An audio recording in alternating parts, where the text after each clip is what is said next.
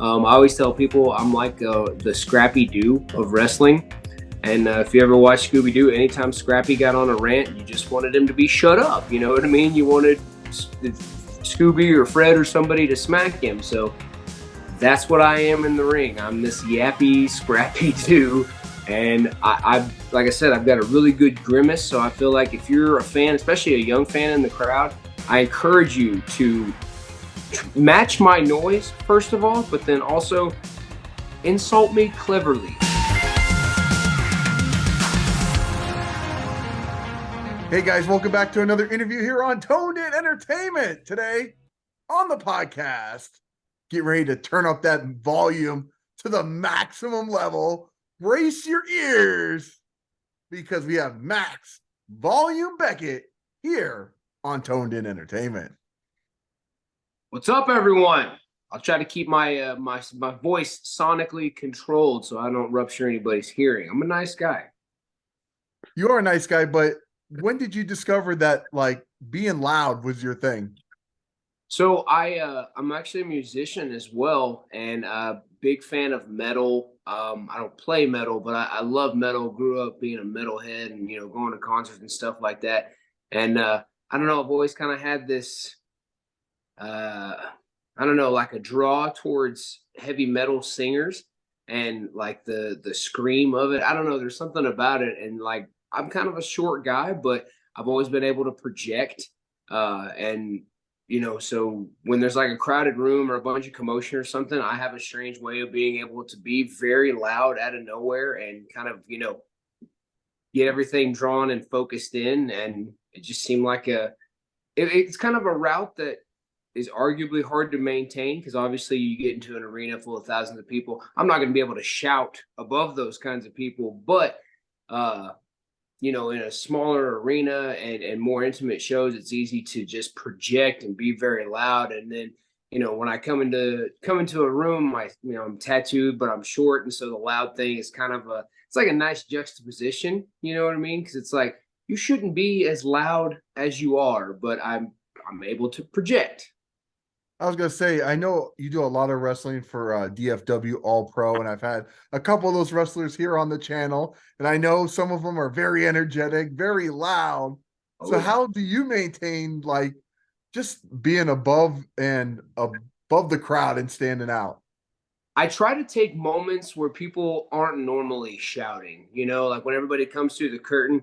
Yes, I do scream right then, but everybody kind of screams right then. So I take moments throughout the match and kind of before the match where you wouldn't, where your competitor instinct may kind of come in where you're trying to like focus and stuff, and that's when I choose to be loud, because it's the crowd's like kind of the music's died down, the bell is rung, the crowd's settling in, and bam, that's when I throw the noise at them.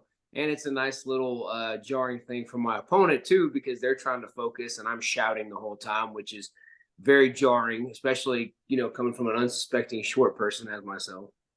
Do the fans often scream back? And if so, what is your reaction to that? It depends on where I'm at and if they like me. A lot of I like pretty well disliked around the DFW All Pro fan base area. So their goal at this point is to make noise when I don't want them to, because I'm the noise bringer. And so I tell the fans, I say, I don't need y'all to make noise. I'm here to make noise, and that usually incites them to be loud and drown me out, because right now I'm kind of the yappy bad guy who everybody wants to shut up. Now, I feel like when we all grow up, we all want to be liked, but as a pro wrestler, when you take on the heel role, obviously you want to be disliked. Is it just a lot of fun playing the heel role in It wrestling? is. So it's funny when I started, playing that role, a couple people, they were like, man, I don't know how you're a bad guy. You're a really nice guy. And I say, oh, yeah, it's true. But I got a lot of hate in my heart. And I am a very openly nice guy, but I do harbor a bunch of, bitterness. And I'm an old man in a young man's body. It's like we talk about being like our dads. I'm already very much like my dad in that I'm a bitter old man. And so, it's easy to go out to a crowd and you see a bunch of kids and stuff, and I can easily put on a grimace and make it seem like I'm not happy to see them. But it's also really great. You get paid to be mean to people. Like I could get to come out and insult a bunch of people in the crowd, and they're like, "We like that. Let's put this guy on our show." It's so funny. The other day I was in the car with one of my coworkers and we were just talking about being like our dads, right? And we were just complaining about, because I'm here in Miami, right? So we were complaining about the traffic. We were complaining about how little money we have for like disposable income. And we Yeah. were saying like, oh my God, we are becoming our fathers. What are some of the ways that you see yourself being like your dad now? So I love my dad to death, but we definitely share a short temper. And it the frustrating thing is it comes from stupid little stuff. Like, I always say the thing that pisses me off the most is inanimate objects. You know what I mean? Like if you ever go to pour a cup of any liquid and it dribbles down the side of the cup, frustrating things like that. Or like if I drop something and I go to pick it up and it keeps slipping out of my fingers and I have to keep bending over, those little things will set me off and just upset me. But grand big things that the general population get upset about, I don't care about those things. Those things don't bother me at all. But stupid little things will get my temper set off. uh my dad actually was a bull rider in his youth, and so he grew up getting beat up and stuff. Like bull riding is very, very tough profession. And one of my really good friends, because I always harp on my dad, like, oh, you should have left them animals alone and you wouldn't be hurting so much now. And my one of my good friends, he goes, you and your dad are both gluttons for pain. You're just riding a different bull. Oh my God, that is deep and accurate. Now, did you ever And so try now bull? my mom, say again, I'm sorry. No, I was gonna say, did you ever try bull riding? No, No, hell no. no. My It was never something I was really into. Me and my dad's interests kind of, separated the older I got. But also he told me many a horror story of, getting kicked and getting stomped. And, I watched 8 seconds as a kid. So, you see all the tough stuff that bull riders have to go through. I want to know part of that. I've had enough brushes with death and serious injury growing up. I certainly don't need to spar with a frustrated animal. Yeah, because animal doesn't have feelings. Yeah, yeah. He You doesn't can't, have he doesn't have the notion of, man, I want to take care of this guy. right? What were some of the more serious injuries that you've faced in your life or career? Man, I growing up, me and my mom would joke all the time. I felt like I was always in the hospital. I fractured my skull when I was 9. I sprained my ankle when I was like 13 or 14. I was actually shot in the stomach with a pistol when I was 13. And then I had stomach ulcers in my early 20s. And just a handful of other medical things that would happen. Some stuff based around that gunshot wound, and then some other just random stuff. And then yeah, obviously a slew of aches and injuries and things like that once I started training. But those I don't like to count those as much because I knew what I was getting into, and that kind of comes with the territory. And fortunately, I've had two. Well, I've had 3 injuries in wrestling that were, I'll say, kind of detrimental. Obviously, not terribly so because I'm still here doing it. But they set me down for a couple of months at a time. A sprained knee. Um, I landed on my neck pretty hard one night in training, so I had some major stiffness in the upper body from that. And then I had done something painful to my shoulder in September, but a lot of it was, take some time off, heal, don't do stupid stuff. And then I was able, fortunately, to get back in the ring. And now I'm, for the most part, a pretty healthy specimen, as healthy as any pro wrestler can be. Now, before you go through the ring, there's a couple videos I saw like on your Instagram and stuff. I think it was like highlight videos, and like you're really getting pumped up. You're really getting like, like what's going through your mind before you step through those curtains? So my whole gimmick is kind of, it's based around like the noise, and I kind of treat that as like the noise is a force. And I would tell people in the early going that it wasn't always specifically music, but it is predominantly music. And to kind of give you an insight of that, like I constantly have music playing. When I go to the gym, music very much is a fuel source for me. So much so that I'm very animated looking at the gym as far as like punching the air and doing stuff, You're that goes that along. guy. Not as bad, not as bad. Okay. Don't let me fool you. Because I see some people in there and I'm like, you need to calm down. But if the song is right and the workout's going well, I very much am guilty of like just being excited, and I take that same kind of mentality like to the ring. I like to, there obviously is a little bit of nervousness every time you go out there because you want to make sure that you perform well and you get the response from the crowd that you're hoping for. But a lot of it is I want to go out there and portray the best version of aggression that I can, if that makes sense. Like I when I'm in the ring, or at least right before I go through the ring, it's like the music, especially because it's one of my favorite songs. That's my entrance music.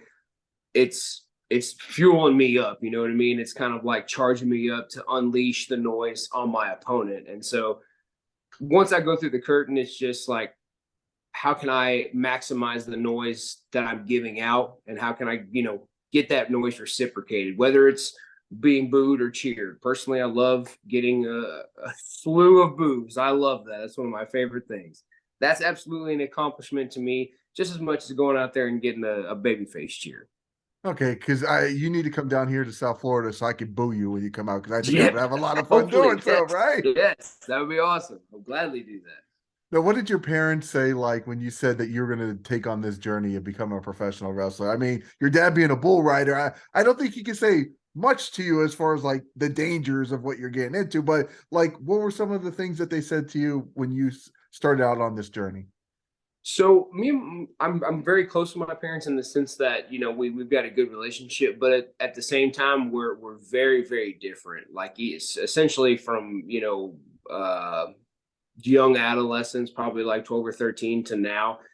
We're just very very different people. I always say I'm the black sheep of my family, but not in a negative way. Just that I'm just very different from my family, and so this with like me being a musician and tattoos and just the things I, chose to do with my friends. Wrestling was another one of those things where my parents didn't really have a whole lot of input on it.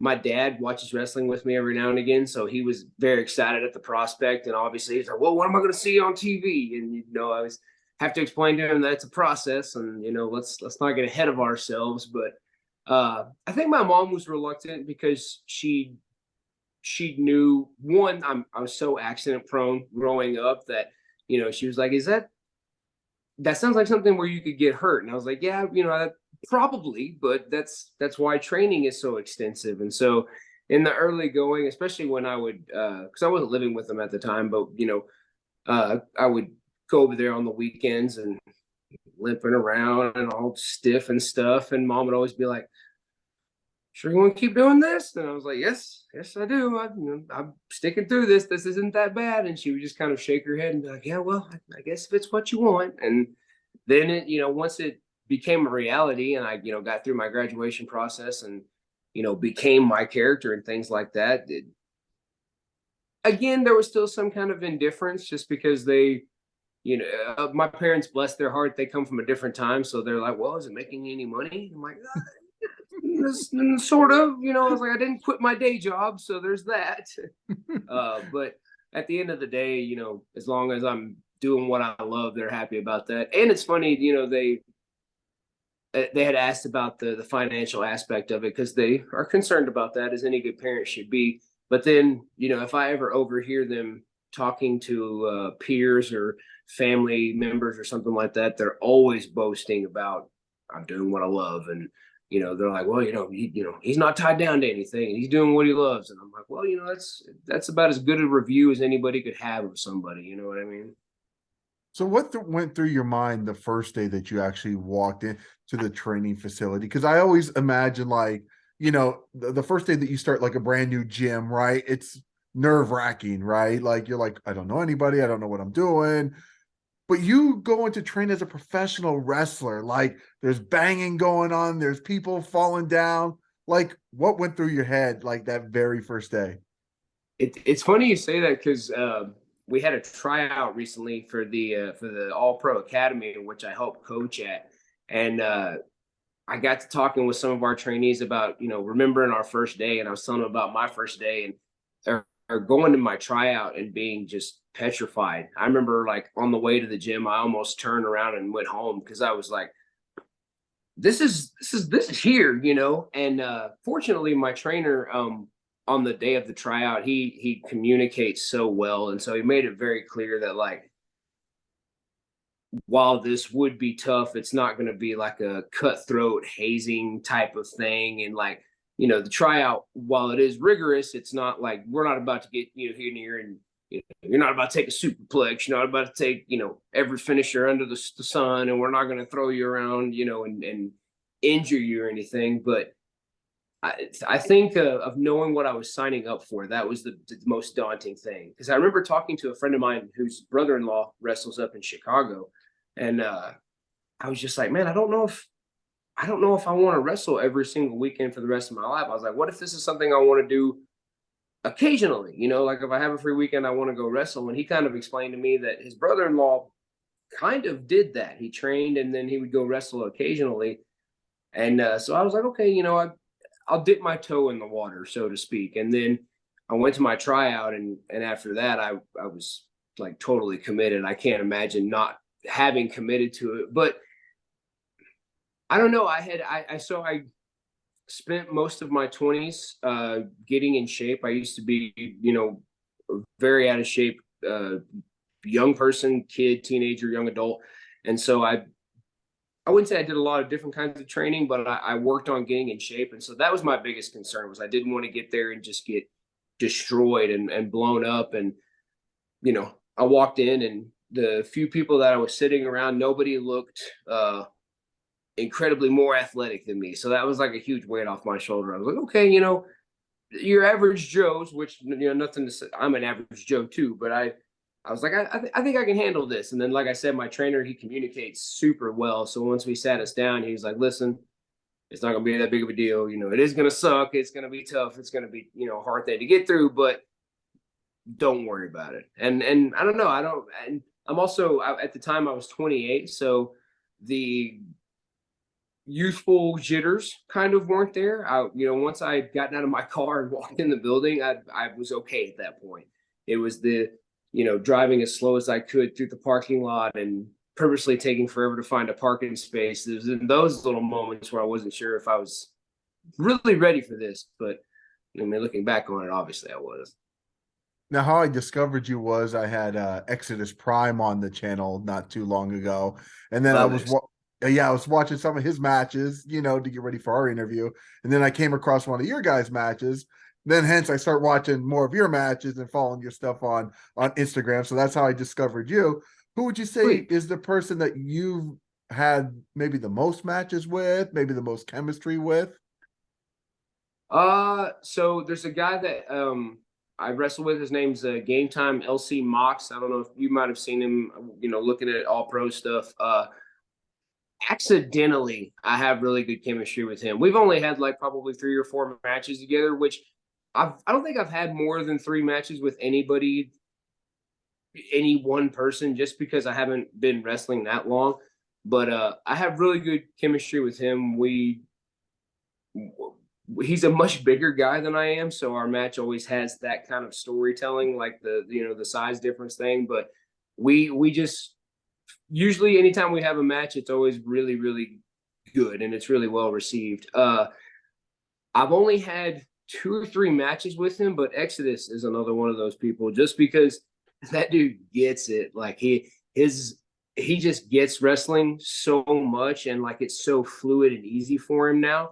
And uh, he kind of broke out in the business shortly before I did, so we trained together a lot, and he would be someone that I always kind of flocked to, because he picked up stuff fast and he was able to apply it fast. And I've always been a good listener and a decently quick learner. So anytime he was working on something, I would pick his brain, and I still do that too, because he's got so many reps and so many things that he works with, and he's very entertaining to watch. Another guy, I don't know if you've stumbled upon him, but Concrete Nate Collins. He's another guy that's out of the academy. He and I have been real close for years, and a lot of the credit goes to everybody that I'm mentioning, more so than myself, just because those guys are so good and so fluid, and they're just easy to work with. You know what I mean? It's easy to bounce ideas off of them, and we're super collaborative. And like know that they're going to hit the piss out of me, and they're not going to mind if I hit them just as hard back. And we've got a good rapport that way. Sorry. Hey, we got the animal or the cat making a guest appearance. What's up, buddy? Okay. What's the cat's name? What's the cat's name? Everybody wants to know. His name is Raditz, which don't mistake me for an avid. Don't mistake me for an avid. This was one of them, and he just kind of stumbled upon my porch a few years ago, so that's what I named him. Okay. Now you mentioned a bunch of matches. One of the ones that I like that, and you even like quoted on Instagram, is like slugging it out is with Barrett Brown. Like when you guys go at it, like I don't know. It feels like to me when I'm watching that type of match, like it feels like you're having the time of your life in there, just slugging it out. Oh yeah, yeah, absolutely. Barrett. So when I first started training, Barrett was one of those guys who just kind of saw off in the distance. He was really doing a lot of stuff with VIP. And then I think before I even debuted, it was when he became VIP champion. And so I still am very bad about knowing a lot of indie wrestling, especially when I first started. I had no idea about the local indie scene. And, I still very much only kind of knew what I saw on TV. And so Barrett was like one of the first people that I saw, and he's got a similar stature to me as far as being a shorter, stockier guy that can hit you in the mouth really hard. And so I would always not avidly follow his stuff, but anytime he was in the area, I was always very mindful of watching his matches and seeing how he, carried himself in the ring, and the respect and the kind of admiration that other locker rooms gave him. And then he started, coming around all pro shows more, and now he's our all pro champion. But he had told my trainer, or he had told me, and he had told my trainer, he's like, "We'll have a match to you someday."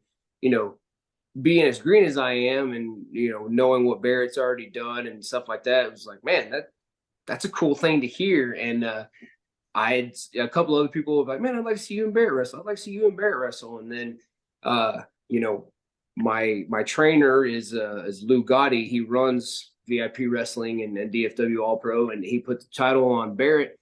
And he was trying to think of who would be some good first challengers. And he looked at me and he's like, "Man, you and Barrett would be nice." I said, "Yes, that would be awesome." And it was fantastic. Like we really did just beat the piss out of each other, and it was awesome. Like Barrett's such a good dude, and again, credit to him in the ring and his skill and poise, and it was a very fun time.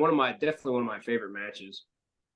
Now we talked about Exodus Prime. One of the things that you guys have in common is the music. He does his hip hop music, and then on your Instagram it does say living the best of both worlds. So let's talk a little bit about your music, because you don't have much posted on there on Instagram. It's a lot of just wrestling, not music. But let's learn a little bit about your music. So I've been a musician my whole life. It was kind of honestly, it was the bulk of my identity until I started pro wrestling. I played drums. I can play guitar and bass, and I can make somebody who doesn't know anything about piano believe that I can play the piano. But it's like I said, it's been my identity most of my life. And I played drums for a guy named Ryan Wilcox. He's based out of a super small town west of DFW All Pro, but he and I actually went to preschool together. So he's literally my oldest friend in the world. And we were both active musicians in high school, and I played metal. He's a singer-songwriter. So our paths didn't really cross a lot during high school, and we lost touch a little bit in early adulthood. But then about 2014, I think, he decided he wanted to start doing his own thing again, and I was the only drummer that he wanted to call on, and so we started, playing and tracking music. And that was, I think, 2014, and so we've been doing that ever since. We've got 5 or 6 albums on Spotify, a couple of live albums. We've got a single that's been played on the radio for like the last 4 or 5 years. It's got 6 million streams on Spotify. We've in the 100,000 of Spotify monthly listeners. So We're doing really well in that regard. We're actually going to finish tracking our latest album this month, and then hoping to release it in October, and then hopefully get back out on the road a little bit more. I was really kind of apprehensive about music and everything when I started training, especially when I learned, how much time you actually have to commit to training.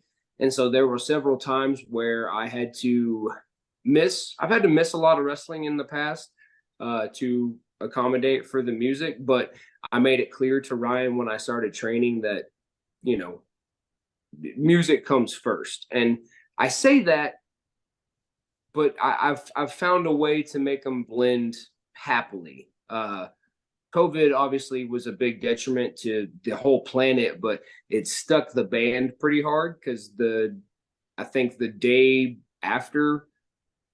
weekend after COVID hit was when we released our album, like our first major like studio album. And so we had all these grandiose plans to go tour and support that album, and then the world shut down. So that was a big problem. But wrestling seemed to never slow down in the pandemic, as far as people running shows without crowds and things like that. And especially Texas and Florida, the two states we're in, right? Yeah, specifically, yeah. So I was happy. We were happy to benefit from that, as reckless as it might have been.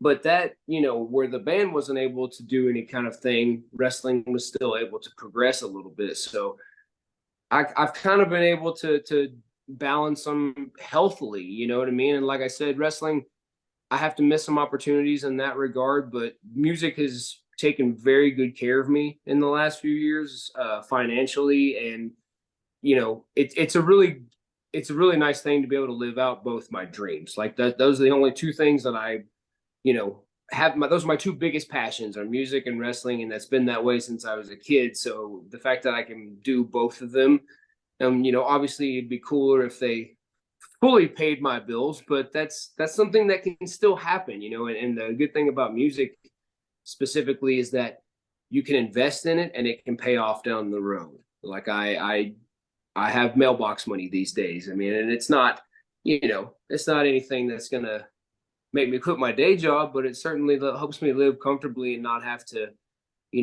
grind at a 9 to 5 or anything like that. Nice. Now, how's the video quality on your end? Because you've been strobing a lot. Your audio's great. I can hear your audio, but you've been strobing a lot as far as the video connection goes. I think that's because there's a light directly behind my head, and it's because I keep leaning back. Okay. Yeah, I think it's because like when you move around a lot, it like goes into like this weird MTV strobe. We're just making a music video here, right? Like, I'm trying to set my video apart from everyone else by having lighting fixtures. Exactly. Why not, right? Now I have to ask you about some of the art that this Rad Chismo did of you. It's kind of like a superhero. You look like you just jumped out of the pages of a comic book.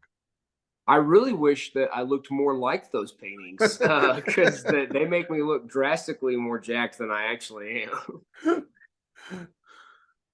Yeah, now, he had posted. I think he did a show flyer for a promotion down in like South Texas, and it was like an arena with wrestlers outside, and they were all drawn like that, and everybody looked really awesome. I said, I gotta have one of those, you know what I mean, with the tattoos and stuff. And I hit him up, and he sent me a couple of them, and I was like, man, those are so cool. And it was funny. I showed one of my buddies, and he goes, yeah, but you don't have abs like that. And I was like, man, don't take this from me.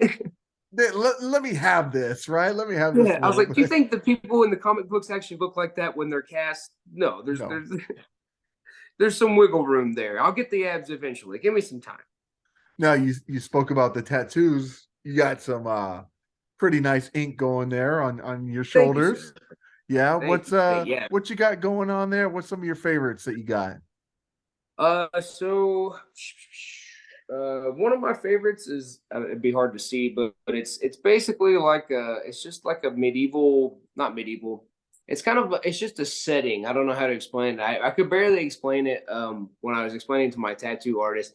I said I wanted like a city that's tucked away in the mountains and there's music in the air. And he's like, you're not giving me a lot to work with, but and it's got like medieval like cathedrals and architecture like that. And then there's just like a cobblestone street that kind of runs through it, and there's a small modest band playing in the street, and then there's like little bits of staff, like sheet music that's flowing through the air, and then there's just a cloud and moonlight and stuff. And so my sleeves are kind of themed a little bit. So my right arm is music based. So I've got like a drum set, a fiddle, a bass and treble clef, and then I've got like my music setting up at the top that kind of just engulfs, the fact that music is ingrained in me. And so I wanted a very peaceful storybook like setting of a tattoo. And fortunately, the guy drew it up, beautifully. It's one of my favorites. I just got my hand done recently. I don't know if you can see that, but it's an atom with a DNA helix running through it. So zoom in a little bit there. Oh yeah, okay. I'm a big space nerd, and so I've got several science books and atoms and DNA and like life being connected with the universe and all this oneness, cosmic unity thing like that. I'm just real big into that. So, and I've wanted a hand tattoo for like the last 5 years. So I was super stoked to finally pull the trigger on that one. So being a big space nerd, are aliens real? So it's funny you asked that. My sleeve, I have the typical gray body alien on my forearm, and he's like, it looks like an alien, but it's very peaceful. Guy in the picture, he's smiling. But people will see that and they're like, "Oh, you believe in aliens?" I don't, only because I have not seen verifiable proof. I need proof of it. I don't believe in anything that I haven't seen proof of. However, the biggest wishful thinker that you could imagine when it comes to aliens, like I don't believe that they're real, but I would be absolutely distraught if they weren't. You know what I mean? Okay, that's fair enough. I mean, I say all the time, if people will always say, if aliens are, what if they're hostile? What if they come and wipe us out? I say, well, the last thing that I saw with my conscious eye was that aliens were real. That's enough. I'm good with that. Case closed, right? You got your justification. Exactly. And they wiped us out, which, probably not a bad idea. The way the world's going right now, some people could use a little slap around the face right now. Yeah. Yeah, I feel like my belief in aliens came when I visited Machu Picchu, and I was like, there's no way you take the bus up this mountain and the stones, and I'm like, there's no way that humans built this area. Like, to me, like that was my proof. That was my proof. Like, I didn't see little green men running around, but I'm like, they used something to get it up here, not man-made. Oh yeah. It's funny we're talking about our dads. My dad will be the first one to tell you that he's seen all kinds of stuff like that. He'll always jump, "I saw this, we saw this." I'm like, "Dad, you watch a lot of TV." But also, my girlfriend too, she believes in a lot of supernatural, paranormal stuff. And I always tell her, I want to see these things. Like, I actively would love to see them. And then she goes, "Yeah, but you're just doing that out of spite. You don't really want to see it." I'm like, "All right, well, whatever." You do. They you don't just want to be. want They don't want to be confirmation. seen. Yeah, I just need a little confirmation. Is that too much to ask? No, not at all. I believe they're out there. I believe that we've been visited. I've been to the crash site of area Roswell, in New Mexico, of Roswell, right? Because they only did one tour ever to the public. Oh, really? Where they took them out on the buses to the actual site. I don't know why they didn't. They were supposed to do it every year. My wife and I just happened to go to the Roswell, New Mexico. Again, you can see we believe a little bit, right? So we went to the Roswell, New Mexico. They actually did a bus tour to the site, and they had a government agent there with us, and they actually said that, like, we weren't allowed to pick up a rock. We weren't allowed to take anything. We could take pictures and video, but we weren't allowed to take anything. And I was like trying to get a pebble stuck in my shoe or something like that. Yes. But I mean, you don't see nothing. It's just the site, I dropped this pin. Yeah, whoops. My camera fell. That's awesome. I didn't know that it was.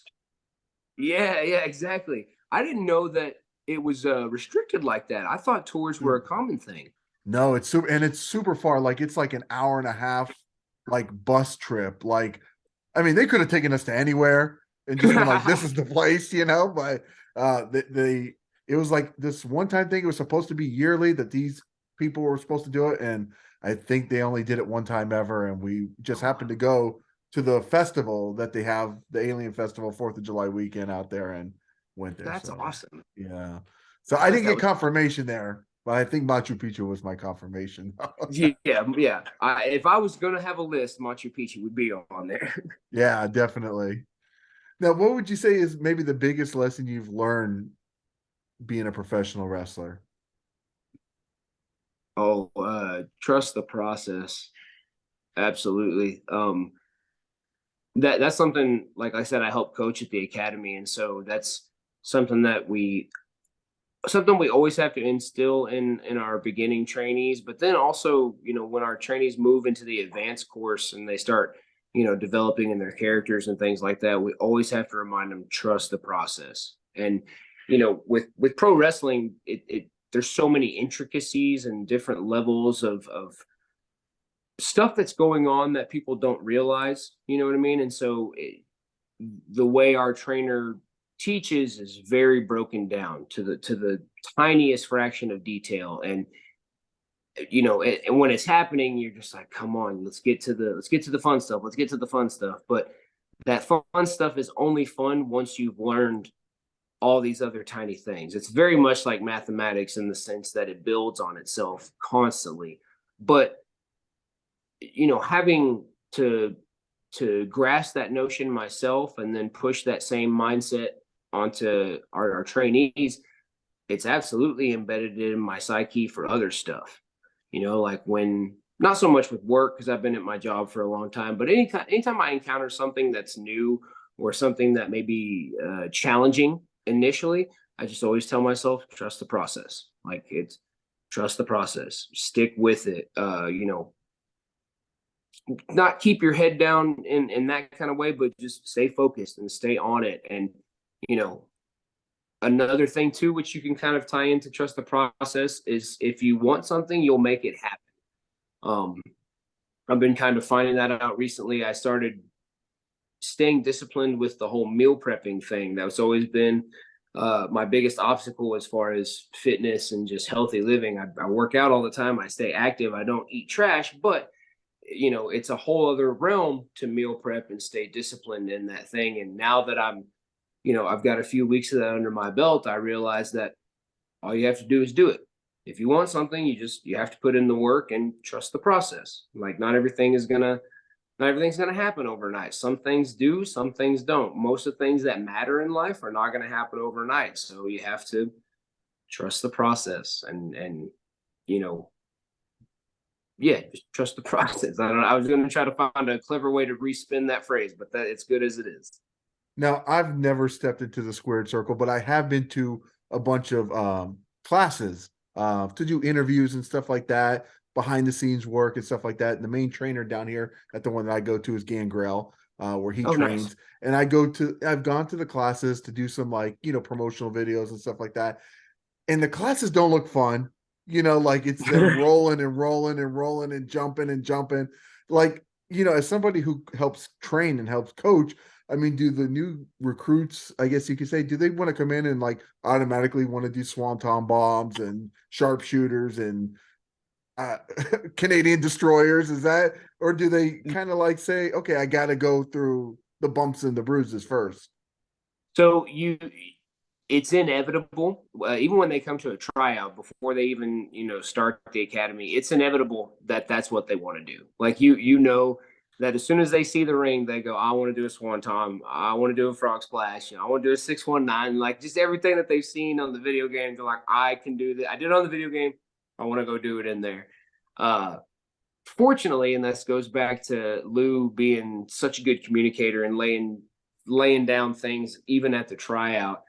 He does a good job of,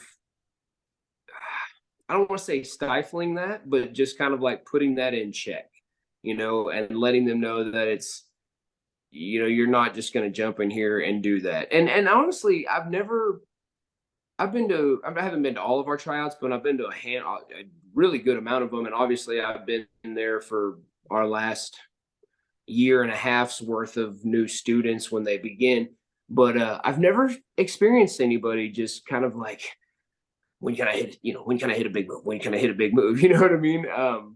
We do a really good job of instilling the knowledge that it is going to be a long haul, and that, you're probably not going to be doing anything cool for about 2 or 3 months. Like you mentioned, there's a lot of rolling, a lot of falling, a lot of, footwork and stamina, and, just making sure that you are cut out for it. Because, we talk about all the time, people in preparation for trying out for wrestling or getting back into wrestling, if they've been on a hiatus, that people talk about hitting the treadmill, the rowing machine, and lifting. And you can do every form of cardio under the sun, but nothing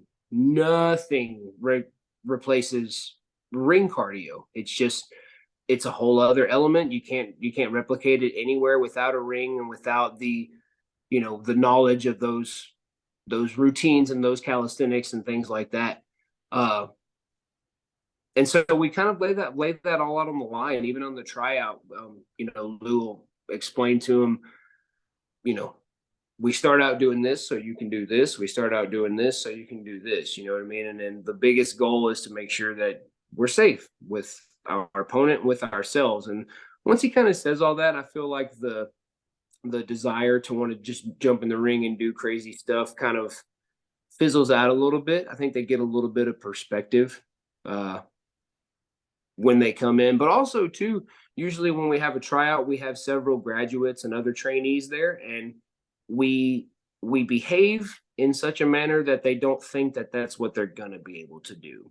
You know what I mean? Like, I feel like if they walked into the training center and a bunch of us were jumping off the top rope and, doing crazy moves and stuff, which we're trained to do, we could do it safely. But if somebody were to walk in and see us kind of acting like that, they'd be like, yeah, this is the environment where I can go crazy. And it's not like that at all. You know what I mean? We're very reserved, and, we're serious when they come in. So they understand that it's a serious business. It's a serious environment. And while you may want to do frog splashes and 5-star frog splashes and swanton walls and all that stuff, you're not going to for a while, at least not here. You know what I mean? Get you a trampoline, use your parents' bed like I did when I was a kid. Do it there. Get your wrestle buddy and just practice on him. My parents had those long body pillows, and it was almost exactly my height. So that and my trampoline was my gold mine. I did my own commentary mid match. I'd get my little boom box, put it on the patio, and the Linkin Park CD, the first song was my entrance music, and then I would just let it ride the rest of the time. Now, I grew up playing soccer. I played football in high school. I did Spartan races and Tough Mudders in my early 30s, so I knew what, how to train and condition for those things. But I feel like, if I didn't train hard enough, it was on me, right? Like, there was no other consequences to the people around me. It was on me. But as a wrestler, both of you guys or girls would have to be in really great shape. So have you ever come into a situation, you don't have to name a name, obviously, but where you wrestled somebody that just was completely winded, wasn't cutting it, and you had to maybe call an audible or anything like that? I haven't personally dealt with anybody that bad. I've been in the ring with a couple people that their cardio wasn't where it needed to be, but it certainly wasn't to a point where we had to, we got to call something and get out of here, brother. You're about to pass out. But if I had a nickel for as many times as I've heard my fellow trainees and my fellow graduates tell stories about those instances, I'd be a very rich man. Like I said, I haven't experienced it personally, but I know that those instances are out there. And that's another thing too. We have a thing within our academy. It's called a gym grind, and it's just a weekly accountability from our trainees that they're in the gym and working out. And we stress that all the time, that, you have to be putting in work outside of training. You can't rely just on the 2 week or the 2 days out of the week that we give you. You know what I mean? You have to be putting in work on your own time as well. You know what I mean? And fortunately, the number of people that are likely to get gassed out, I feel like, has dropped in at least around here.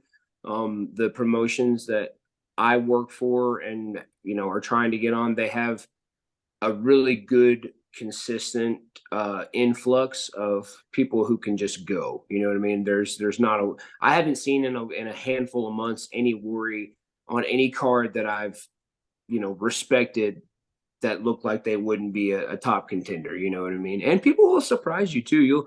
You'll see all kinds of body types, and those people have outrageous stamina. Especially people like my girlfriend. She doesn't watch wrestling by any means, but she'll see people on wrestling or people that I wrestle that are bigger people, and she's like, "How are they in there doing that?" And I'm like, because they have stamina and they know where to go to get that last bit of energy, or maybe not the last bit, whatever the case may be. But it's all about like you said, putting in the it's you get what you put into it, that kind of thing. You know what I mean? So if you want to have that top-notch stamina, you've got to put in the work outside of it. And you can kind of sniff out working with people if they have that same stamina and cardio too. You know what I mean? And because of social media, you can usually see who's putting in the work or who's spending more time on the couch than at the gym. Now, what are people missing out if they're not coming to see Max Beckett wrestle live and in person? I mean, I'm the loudest guy in the game. I'm going to turn your head. That was one of my goals. The second I graduated was I want to be able to turn a head, especially being a shorter person. You know what I mean? In a world full of huge people that pro wrestling is, I want to be able to turn your head just off of what I can do. And while I do get beat up with the best of them, I dish out a very good beating too. And I like to think I play a pretty good heel character, and so it's fun to watch me get beat up. I always tell people I'm like the Scrappy-Doo of wrestling. And if you ever watch Scooby-Doo, anytime Scrappy got on a rant, you just wanted him to be shut up. You know what I mean? You wanted Scooby or Fred or somebody to smack him. So that's what I am in the ring. I'm this yappy Scrappy-Doo. And I like I said, I've got a really good grimace. So I feel like if you're a fan, especially a young fan in the crowd, I encourage you to match my noise, first of all, but then also insult me cleverly. I'm an avid reader. I'm a wordsmith. I love big words. I love, you know, I love getting a good insult as much as I love giving a good insult, as long as it's clever. So to all fans, if you come to a show and see Max Beckett, I encourage you to use the word dolt, because nobody's using that term anymore, and it's great. I use it all the time. I love the Scrappy-Doo reference because, like, yeah, I just like imagine you just in there, like, come on, put him up, put him up. That's it. Yes, right? that's exactly. And especially because so many of my opponents are bigger than me, that is exactly. If you were to just kind of lean back and squint a little bit and imagine like this animated glow, you'd be like, "Oh, I guess it is Scrappy-Doo." Now that I think about it. I mean, we are recording this on 420, April 20th. So I'm sure a lot of people are out there having their Scooby snacks right now, right? Yes, yes, and bless them for that. Right. Enjoy it. I hope you guys are having Yes, an awesome time. happy 420 to everyone. Yeah. Is it like what is the situation out there? We're going off like completely different. Cause like Cool. here in Florida, it's really weird because it's like you don't really know what the rules are, what the laws are. Like I was actually in a smoke shop the other day, actually for work purposes. And I'm like, well, how do can I just buy these gummies? And the guy's like, yeah, you don't need a card or anything like that. Like, I just Oh, remember wow. like at one point you needed a card to buy stuff and do stuff. And I'm like, I have no idea. Not that I partake in any of it, but I really have no idea how it works. But some people say it's good for insomnia and good for body aches. I don't know. So I am an avid user of the herbal stuff. Saying you're a user sounds really bad out of context. Yeah. I partake and have for years, and it's funny. Texas is still very strict about it as far as it's not legal, and I could be wrong. I'm very out of the loop when it comes to a lot of information. So when you mentioned gummies being sold, I'm sure some of our head shops here probably are carrying gummies, and I'm sure you can get them. But it's so funny when I graduated, when I was in college and stuff. It was so much harder to come by. You know what I mean? And every veteran smoker will tell you this, like, oh man, we couldn't get it back in the day and all this kind of stuff. And now, you know, I always say that I wish it was legal and recreational, mainly so I can just go to the convenience store and get it, because I I haven't been, without for years. It's really like there have been a couple of times where I was like, oh dang, I don't know if I'll be able to get it on this day or this day, but like it's for it being an illegal substance, I don't have any problem getting a hold of it. And Right. it's not that it's just a matter of being careful and not being stupid about it, because obviously, I mean, it's still illegal, and so there can be consequences for it. But if you aren't obnoxious about it, people aren't seeking it out. You know what I mean? Especially, too, you've got the vape pens, which I can't even tell what's vape and what's not anymore these days. You know what I mean? Usually, if I'm hitting a pin, it's from a trusted friend, and so I know that they're taking care of me, and I know what I'm getting. But I mean, I've hit those pins, right next to law enforcement or authority figures or something, and they don't know. You know what I mean? But then there's been several times where I've partaked, on the patio of a bar at a concert or in the crowd of a concert, and nobody. I mean, at that point, how are they going to pinpoint it? Everybody's doing it. If you've ever been to a Dave Matthews concert, it's everywhere. One of my favorite stories about the is I went to go see the movie How High in theaters with Method Man and Redman. Oh yeah. Okay, this is what, the early 2000s or something like Hmm. that. I'm in the theater on South Beach in Miami with a couple friends, and everybody in the theater is like doing it in the theater, and I'm like, this is just crazy. Like it's like the only like movie where it's like, but look at what we're watching. Like it was just such a surreal moment to like have that like it Oh would have yeah. been any other movie. You would have watched The Terminator. People have been like, "Oh my god, get this out of here!" But everybody's in there watching a movie. How and it was just clouds of smoke inside the Yes, yes. theater, which was crazy. I love that. One of the surreal moments similar to that. So we were at a concert in Fort Worth. It was like a bar and grill concert, and there's an artist called JJ Gray and Mofro. I don't know if you've heard of them. They do like funk soul music, and they got done playing, and I was out on the patio talking to their drummer and their one of their horn players, and my cousin, he was like, "Hey, you guys wanna?" And we lit up a joint right there on the patio, and we're in downtown, Fort Worth, like outside of Dallas, and so people are walking up and down, and we just didn't have a care in the world. We were just smoking and laughing, and I could have sworn there had to have been a cop nearby, but nobody bothered us, and I was like, hey, this is like the real thing. It was so cool, and I just can't help but think like this is anytime I've been in a place where it is legal, like I've been up to Washington and Oregon and Illinois and things like that, and you're just like, why are we still doing this, guys? Why are we still playing this game? Like just wise up and let it go. It seems a little ridiculous at this point, right? Like it's like It we very much, especially for the one of the frustrating things about it is how lucrative it is. You know what I mean? Like just throw a tax on it like you do everything else and just let people buy it at the store. Yeah, I actually went to a facility one time where they were making it for legal purposes, like they have the license to, and you go up to this building. It was for my job, and it was like one of those things where they were giving us a tour of the facility, but like we weren't allowed to like take any pictures of the outside of the building. Like it was just in the middle of nowhere, and like it was kind of like, just come in, can't show the outside. Come on in, we'll give you a tour, this and that. And it was like really crazy. It's like this like really secretive thing, but like it's not very secretive in the public eye. Like you said, any Yeah. concert you go to. I mean, I live in a complex. I go on my balcony, I could smell it Oh everywhere. yeah. It's crazy. Absolutely. Nobody cares anymore. I don't know. The stigma is gone at this point. It's just a paper trail that they're worried about. Pretty much, right? Now, what's in the future for Max Beckett?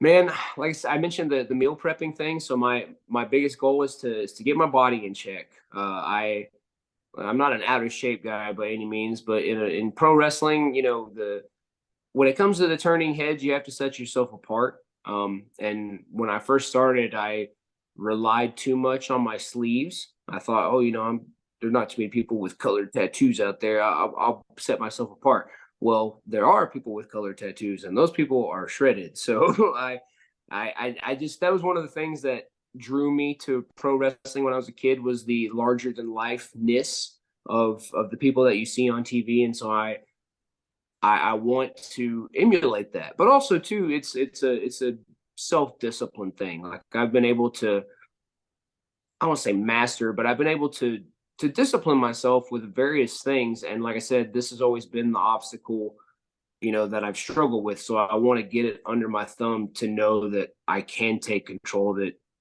anytime I needed to.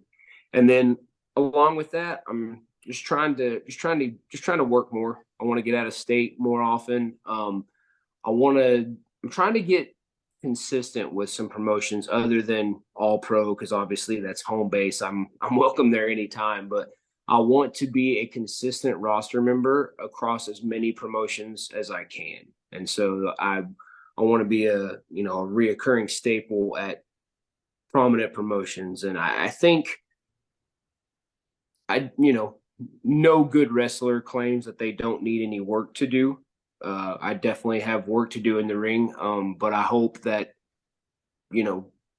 getting the body in check and putting in the work there, I hope that will create some opportunities. Like I said, my band's going to finish our album this summer and hopefully get back out on the road in the fall. So that will come with some wrestling booking sacrifices, but people always ask me which one do you love more, and it's usually whichever one I'm doing at the time. When I'm wrestling, I said I don't want to do anything else. I just want to wrestle. But then when I get out on the road with my band, that's all I want to do. I just want to play music. So I'm looking forward to getting back out on the road, playing in front of people. Like I said, hopefully getting on bigger and better shows and honing in the craft and being setting the tone to be a memorable name in the Texas wrestling scene. Yeah, not much else other than that. Music and wrestling, like I said, those are my two passions. So I'm an avid reader too, so I'm gonna continue to build up my library. Whenever the pandemic hit, the two things I love to do are performing in front of people. So when those things become uncertain, I had to find another thing to kind of obsess over, and that became reading. And so now Oh, I see. just to build up my library. Now, you said your band is going to be touring. I think you're frozen here for a second. Hopefully you'll unfreeze here. There we go. Okay. Now you said your band is touring. Is it just in Texas or is it throughout other states? So I wouldn't call it a tour necessarily. Okay. It's probably going to end up being like a few weekend runs here and there. Ideally, it'll be out of state. So my frontman and my bassist, they actually were on the road most of March with my frontman's old band. And they did like, a 3-week run up the West Coast to Washington. And, like I think maybe a spot in Wyoming, and they kind of, snaked back down. And so Ryan was hopeful that those dates would manifest some dates for us. So I would love to get back out that direction. That's I've been to Washington and Oregon, but I've never played music over there. I've never been to California, so I'm hoping that we can kind of route out that direction. But honestly, I'm happy to go wherever. If we go back to some states that we've already been to, I'm going to be happy with that. But I'll definitely love to get to some new territories as well. I would love it if my ideal situation is to be on the road for 3 to 5 weeks and then wrestle for 2 to 4 months and then be on the road. You know what I mean? If I could just volley back between those two things and not be broke in the interim, that would be lovely. Yeah. Stay in the black, stay out of the red. Yeah, exactly. Yeah. So where can people look you up and where can people look up the band? So the band it's if you just type in Ryan Wilcox, Wilcox, it should pull up. The full name of the band is excuse me, Ryan Wilcox and the Sunday Shakes. But you can find us on Spotify, iTunes. We've got a handful of live videos and a couple of session videos that we did on YouTube. And you can find various tracks from our live album on YouTube as well.